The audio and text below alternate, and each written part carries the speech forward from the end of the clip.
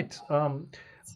But let me ask you this: what was going from the siege of Constantinople, writing the last book about spices, obviously, and the trade, the world trade with spices? What was your favorite book to research? I think I would have to say Empires of the Sea. It's a close field, actually, because of the wealth of resource material and my fascination of it's a good opportunity. I had a good opportunity to visit all these places, to go to Cyprus, to go to Istanbul, to go to Spain, to go to Rhodes. But I was, I suppose I knew this field quite well, but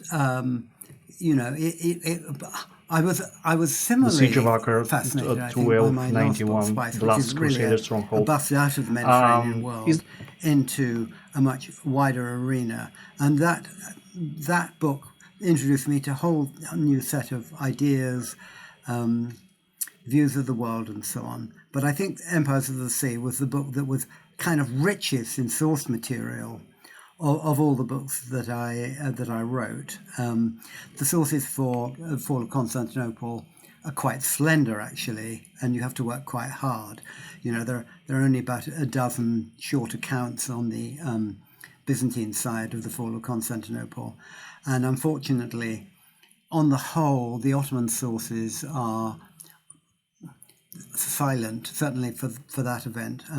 It's basically an oral culture at that time. There's a bit more writing in the 16th century, but still, there's not as much. It's less rewarding, really, than the Christian sources. So, I think it is that book really that there are so many episodes, so many confrontations, so many forces at work in the Mediterranean at that period, and because of the fact that you can visit all these places, you can stand where the Knights of St John made their last stand in Rhodes.